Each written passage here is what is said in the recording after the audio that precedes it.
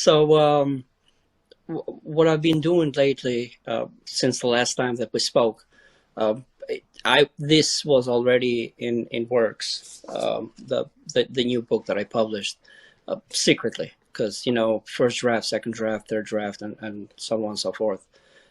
Meanwhile, I actually managed to get a hold of the laptop that I was making music, so that was project number 2.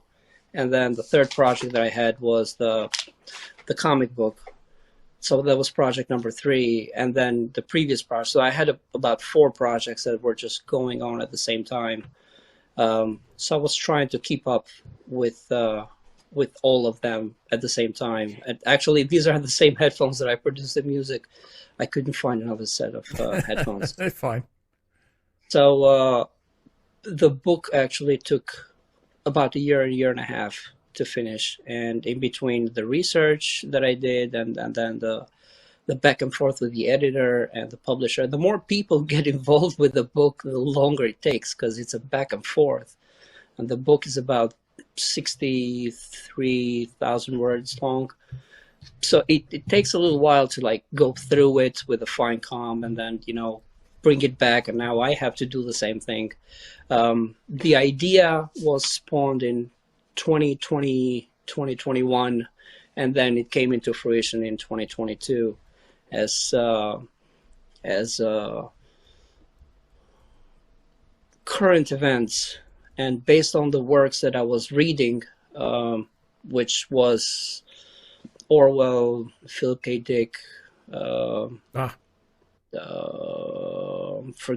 missing the name of the next author. Bradbury? Brave New World. I forgot the name of the author right now. Huxley. So I tried to mesh all those works into one to bring them up to date. One of the things that I personally kind of didn't like is that 1984, it's an unfinished story.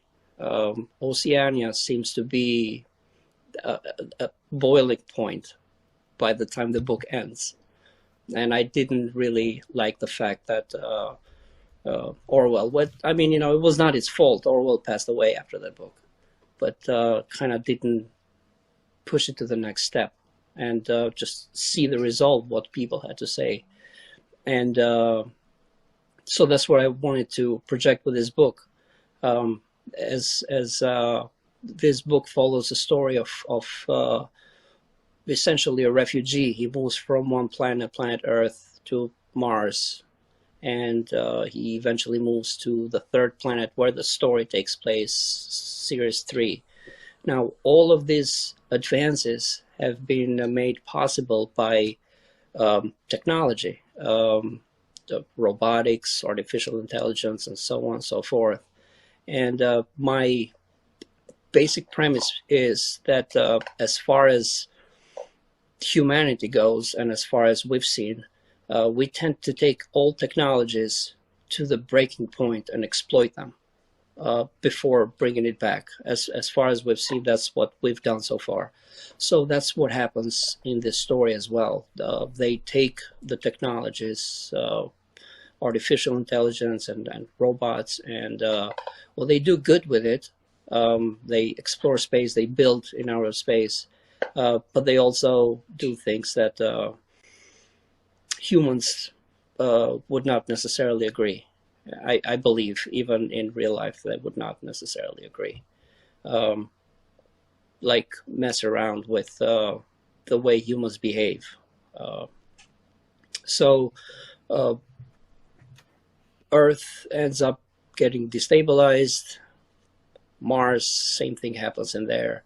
And then by the beginning of this book, the main character has moved on to a third planet, and he's kind of seeing the final plan of what the system has in mind. And by this time, the system is almost completely automated and makes cold, calculated decisions for people.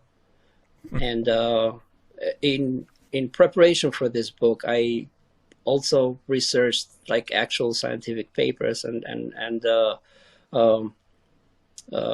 experiments that were done. One of the most famous ones was the mouse utopia experiment, which is a real experiment done in I forgot the year right now. They took a whole bunch of mice and they put them in a pit, and they saw how many they could make. Unfortunately, in all the experiments, that failed.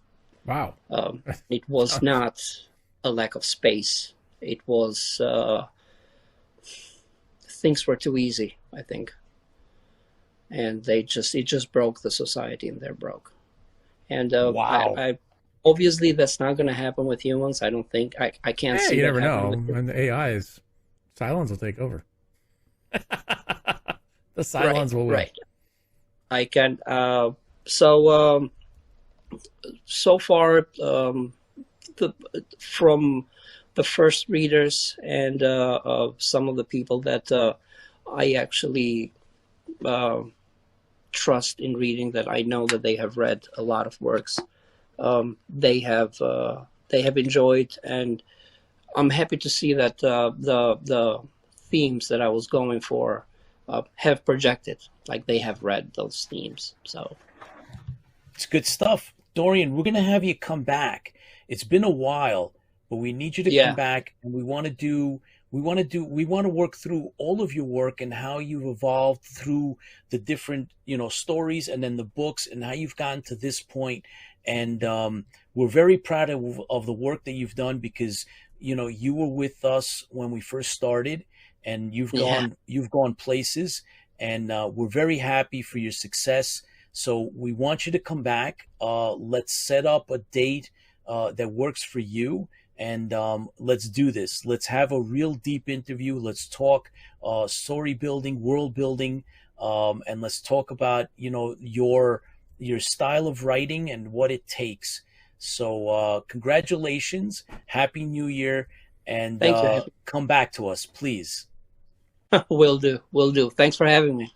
Take care. Absolutely, Dorian. Thank you so much. Dorian was a award-winning author, science fiction author that was early on. Was one of our first guests. Yeah, one of our first guests that came on. I was the guinea pig. So, yes, you were. And look at you now. The other way around. Look at the success. You did something right, my friend. You did something right. Because look at you now. Great. So, but look at you. I follow your show every chance I get. That's awesome. I appreciate that. Thank you very much, Dorian. Like I said, we're very proud of you. Happy New Year, and please come back to us. And keep making music. I keep listening to that while I'm at work. Oh, yeah, absolutely. That's another thing we're going to talk about. All right. Stay safe, buddy. Stay safe. Yeah, Dorian, man, it's incredible. It's incredible, his journey in writing. And so we want to definitely take a deep dive. In the meantime, and these are all just cameos, cameo appearances and teasers for future shows that we're going to be doing, and catching up a little bit with some of our past guests. And of course, like I said, Dorian is an award-winning sci-fi author, and now has published a few works.